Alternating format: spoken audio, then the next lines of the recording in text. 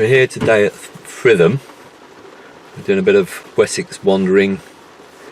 We're going to a spot that is 1.5 miles from any road in any direction. That's at the centre of a circle 3 miles in diameter with no roads at all. I think that's probably the furthest you can get away from a road in all of the south of England. And maybe Dartmoor can match that. Of course, you could probably walk longer than 3 miles without crossing the road, but there is literally no road anywhere within 1.5 miles from the centre of the circle that we're going to. And this is it's in the Slodden enclosure, which is about 1.5 miles from Fritham, which is where we are now. Waiting for the rain to die down a bit. It's supposed to be dry today, but hey ho, it's fine English summer this year. Well, this is the point where we leave cars behind, leaving the car park at the end of Fritham. Fritham's a fantastic village. Really is right in the heart of the New Forest. It's one of those places where the whole village is like a no-through road. You can go into it and then you have to come back the way you came, like Worth Matravers in Dorset down on the Jurassic coast. That's another one. There is no road through it, which I think is kind of great. We're just a few hundred yards outside of Fritham now. This is the Fritham Plain, high elevated open area. As you can see, the heather is now in full glorious bloom. It's all August, late August. Been a really wet summer. 2023, really wet summer since June. As well as the ponies that everybody knows about. So there are quite a lot of cattle that people own and put out to graze. I don't like the way that cow's looking at me. I'm very nervous of them.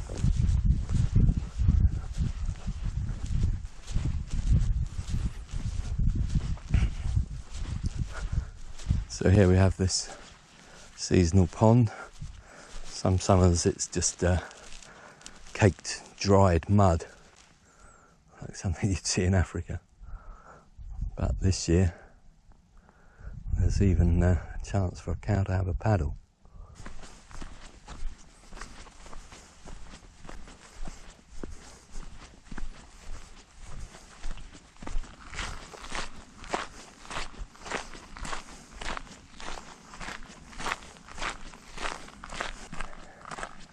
Now I'll just check which way I'm going here. I think it's the track straight on. Okay. Just as well I checked. It's the right hand path we're taking. Okay, here we go.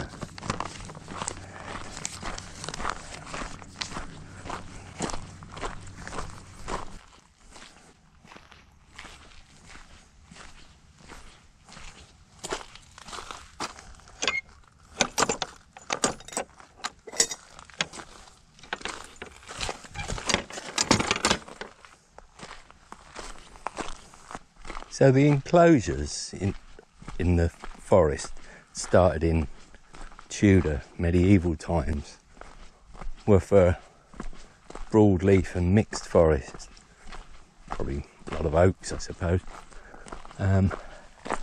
These I call them modern plantations.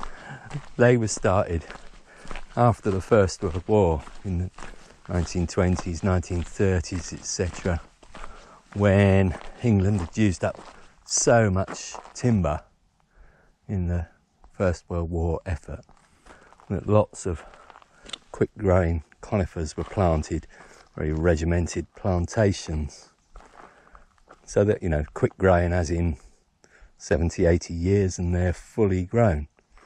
Of course, that sort of time span has now passed, sort of 80, 90, 100 years ago since these plantations were put in place. And although they're obviously still useful, valuable timber, they are now being replaced by a return to mixed, more deciduous forest, which is a good thing, as the tall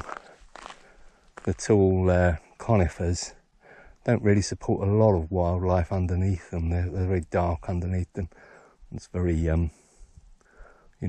what they do for the soil isn't great for the ecosystem as a whole.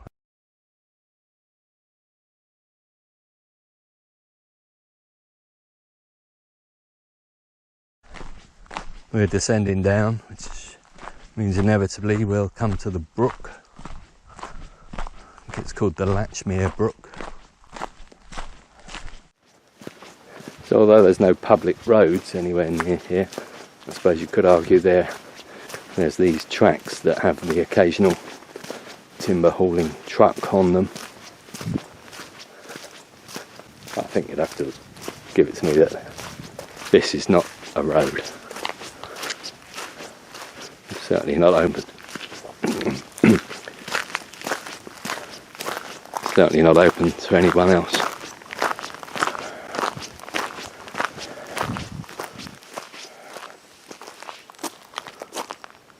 Do not climb on timber stacks.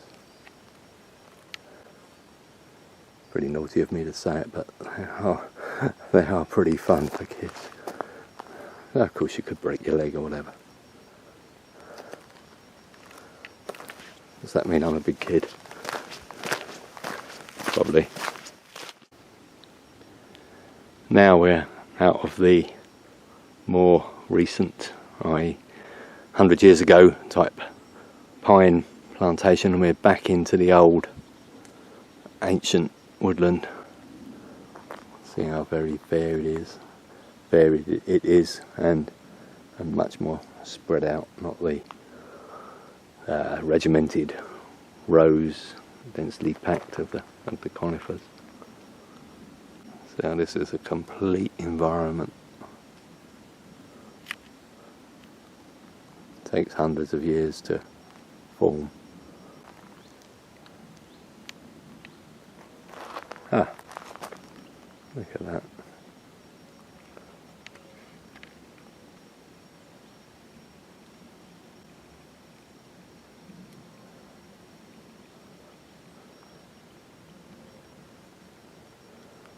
Wow.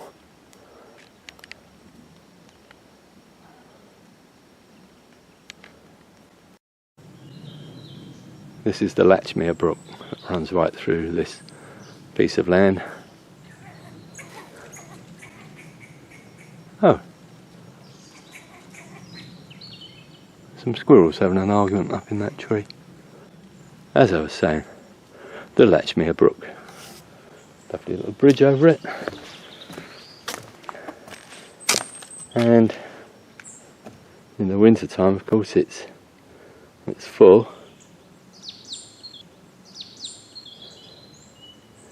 Goes down that way, eventually joins the Hampshire Avon, somewhere near Fordingbridge, I guess.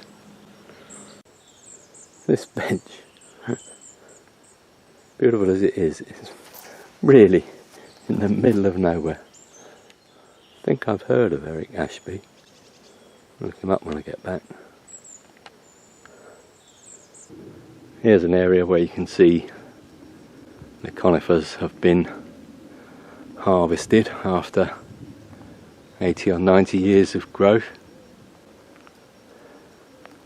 And of course, well, I think they rest up here for a few years actually, or well, a year or two, I'm not quite sure, till the timber has matured and it's usable and sellable. Wow, look at all those old branches across the stream.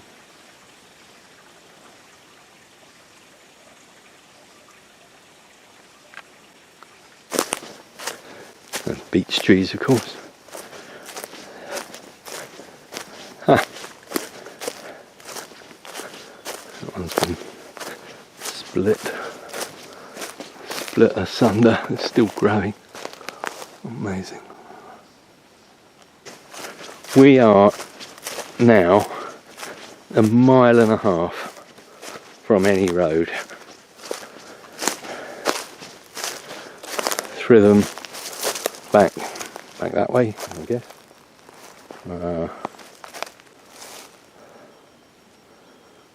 The roads down the leading to the Avon Valley, back that way. Roger Penny Way, is it the 8338?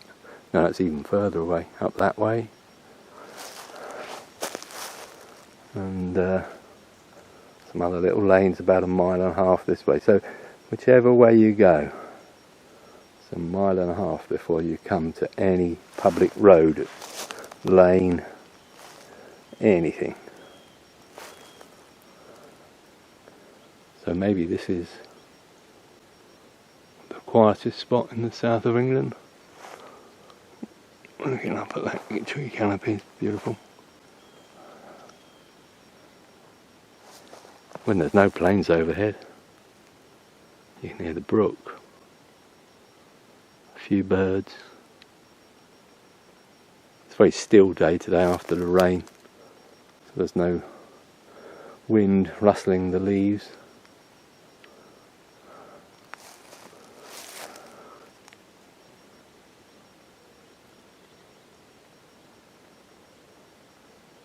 Wow, stillness and silence.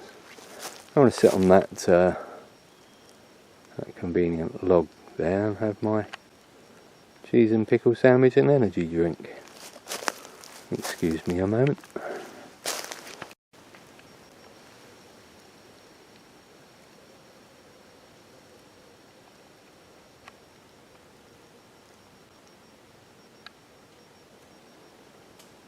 So, that's my forest tea over and done with.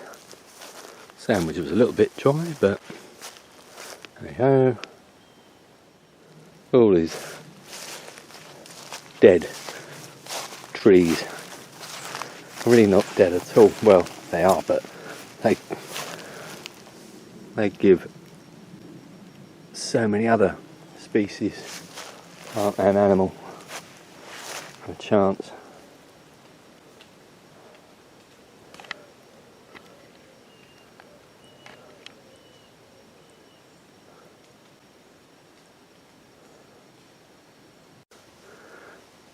Nothing's wasted, and it all builds up the habitat. Listen to me going on like David Attenborough.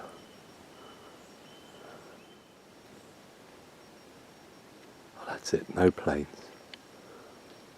Here we are, 1.5 miles from any road.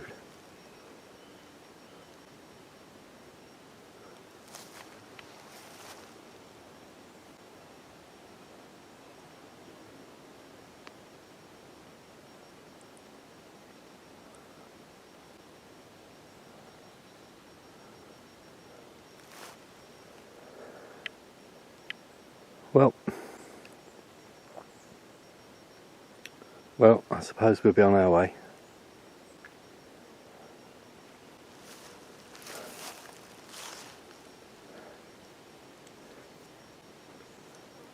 As previously stated umpteen times, it's 1.5 miles back to Thredon.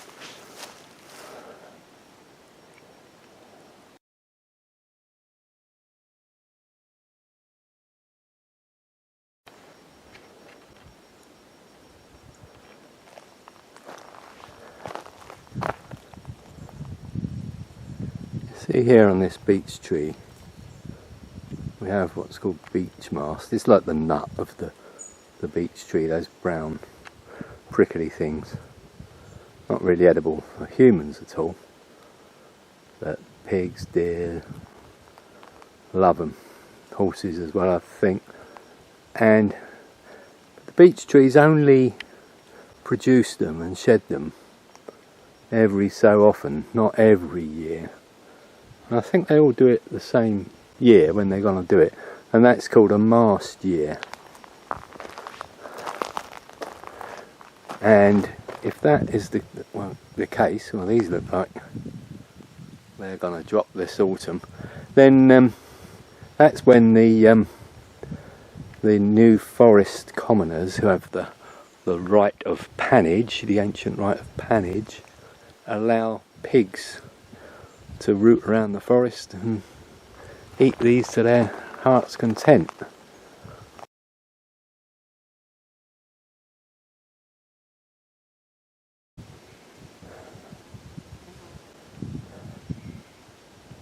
Well, the way back is down there, but I'm tempted just to go up the hill, to come out of the woodland now, just go up the top of that rise and hopefully see out right across the open country on the other side. I bet it's not quite as simple or as near as it looks, but anyway, further. Nearly up the top now.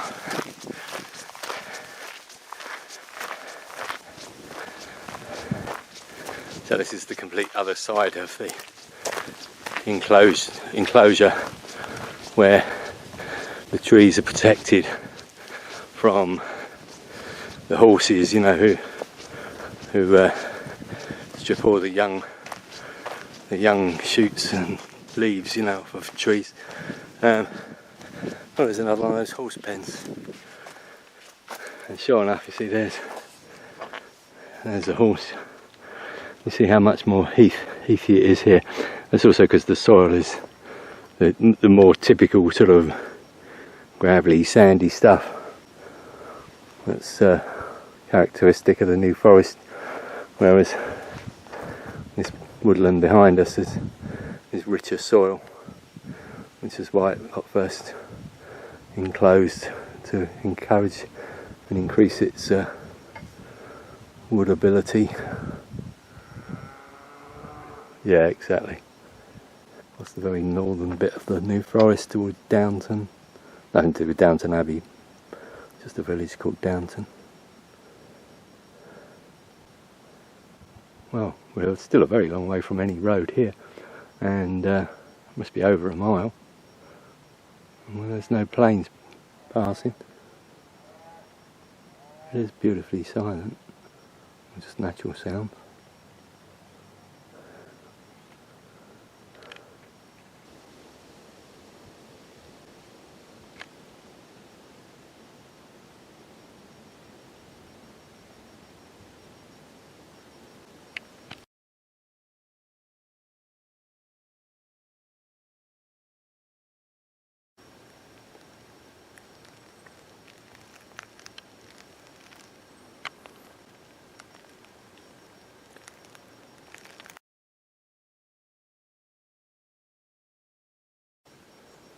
Big Scots pines, I think. But these have been here for quite a few years, maturing. Hey, see how overgrown they already are. Let's see if we can count the rings. 1, 2, 3, 4, 5, 6, 7, 8, 9,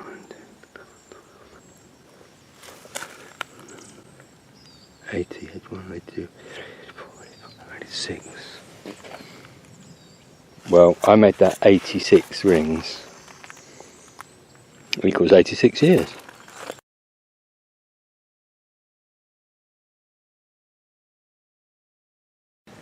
So we're back at the outskirts of Fritham.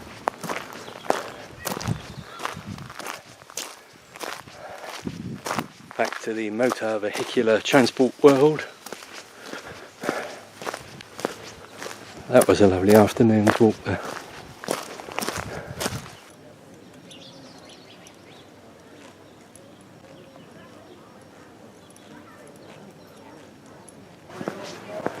The Royal Oak at Fritham.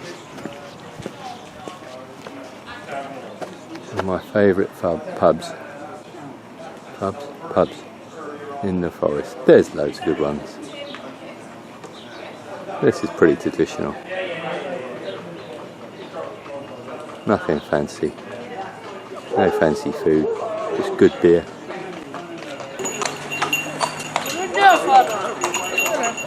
here!